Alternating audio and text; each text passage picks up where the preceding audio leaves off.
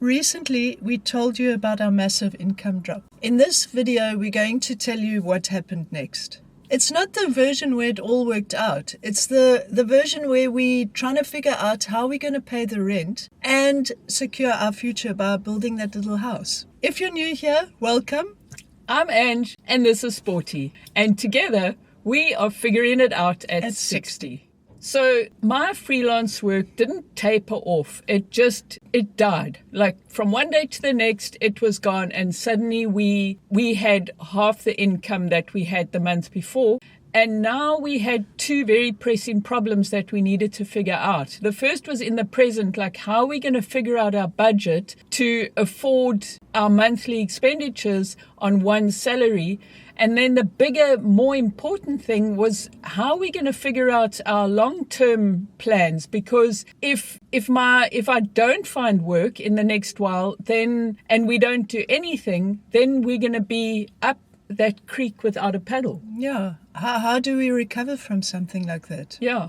So the first thing we did to solve this problem was obviously tackle our immediate monthly budget and see what we could trim off it to make it more livable. And it's amazing what you can actually get rid of if you try hard. Because we started out at 45K a month, and by the time we'd finished, we got it down to 32. Yeah, it's actually amazing. If you really just have a look closely at what you're spending on what, it's amazing how much you can cut back. I mean, I think what happens is you basically just, because you're so busy, you're not taking in the details, and you're just paying whatever you need to pay during the month, and you're overspending. Yeah, exactly. I mean, in the last video, we said that everything on the outside looks fine because you're keeping up, you're paying the bills, but you're basically on a treadmill, which is what we were. So this was a really good exercise, and we managed to cut back a lot.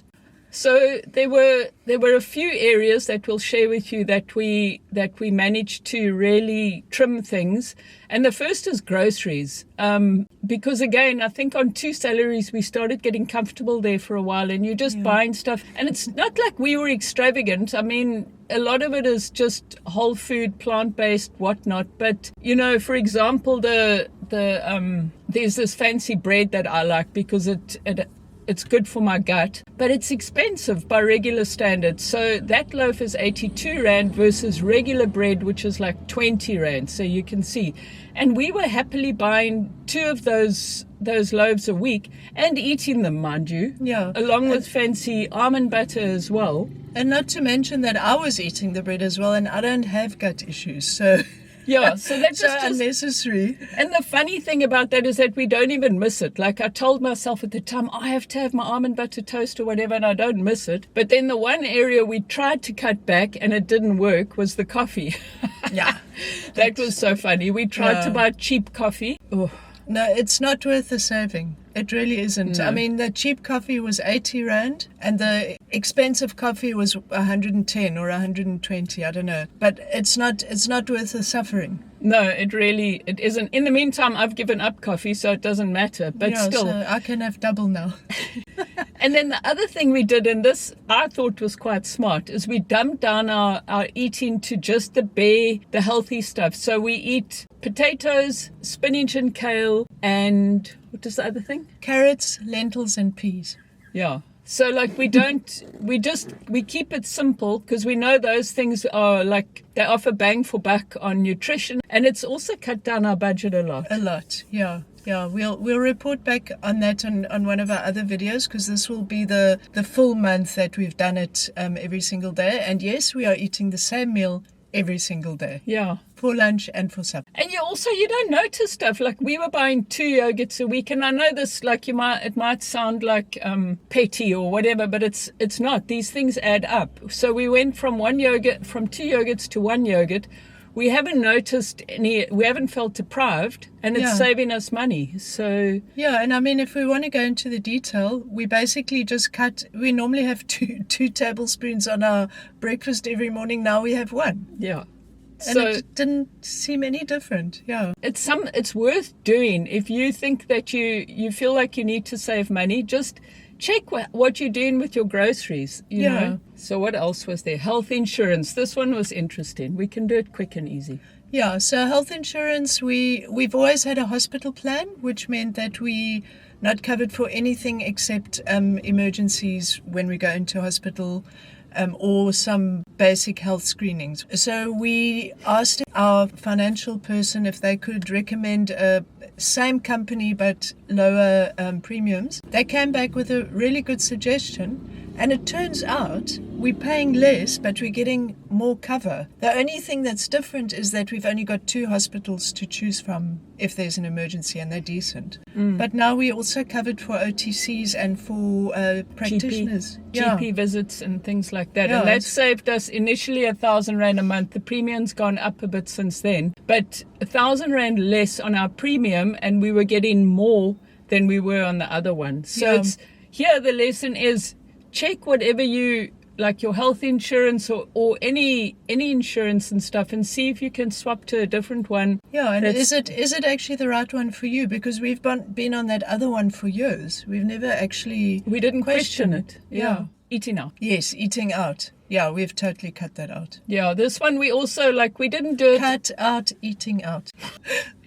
We didn't do it a lot, but we did it, so that's we allow ourselves one little thing a month, and that's it. Yeah, so and that's plenty actually. You don't have to do it every week. No. Yeah. And then there's subscriptions, which we didn't have except for Canva, and I think you gave that the boot, eh? Yeah, we gave Canva the boot, exactly. We gave the blog a boot. We might have mentioned this before. I don't know. Blog. Yeah. Yeah, well, we were hanging on to the blog, but not actually using it. And the lovely Ange has started our Substack newsletter, so I think that's a much better option now for us. It's easier to manage and much less expensive. Yeah. I mean, it's not expensive at all. It's free. See? Was there anything else? Let me have a look quickly. No, that was all. Those are the main things. If there's extra stuff, we'll put it in the Substack for you. Okay, so now we've cut our expenses monthly. So now you're asking us, now you're actually okay. Why are you now spending your life savings instead of keeping that for your retirement? Ange. Well, thank you for that excellent question, Sporty. The reason that we're doing this is because while it makes sense to have that money in the investment accounts and growing, it would have been the safe option 20 years ago or something. But at our age now, 58 and 61, we need to make sure that that we secure our future, because that investment money is not actually going to save us in retirement. It's not enough for us to retire, nowhere near. And then if that happens, we can't pay for rent. So it makes the most sense for us to take that money and invest it in land and put a house on there, so that our biggest monthly expense, which is rent, is now off the table. That's our thinking behind this is, and I mean, we can still save more, because we're not saying that at some point again I will find work. I mean, yes, exactly. And like we said in the other video, the property will also help us in other ways. We can feed ourselves off that. We can save more money by catching rainwater, solar power, all those kind of things. So for some people it seems like a big scary thing, but for us it's the safe option. It is the safe option, and make no mistake, it is scary. I think we are hell of a excited, and we're pretty terrified as well, because also we went to a meeting yesterday to find out about tiny houses, which we're going to tell you about soon, which is so exciting. But on the back of that, we were doing research about what we need to do on the land, and we are so out of our depths. Wow, it's mind-boggling. We don't know anything, but I mean, so what? We've got you guys who can weigh in. We've got Google. And we've actually started building a nice little team of advisors. Hey, we've met wonderful people that have helped us. Yeah. So, but it's basically, there wasn't another option. This was the smartest way to go. So all that money that was invested is now blown.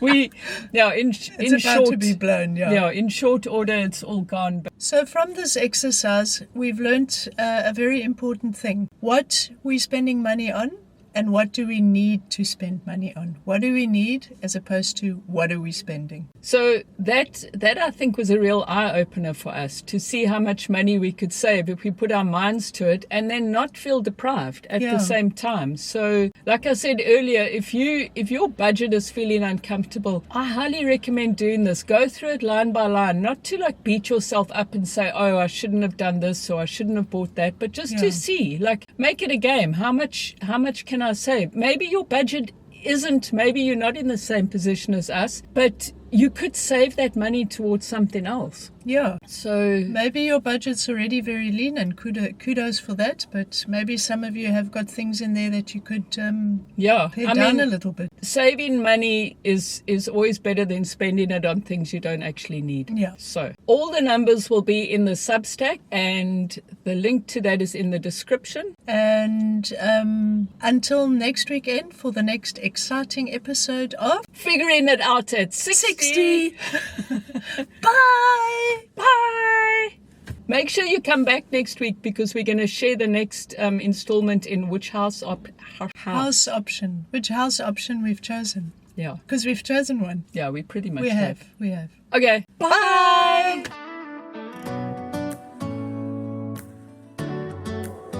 Recording? Look, No. No, you see.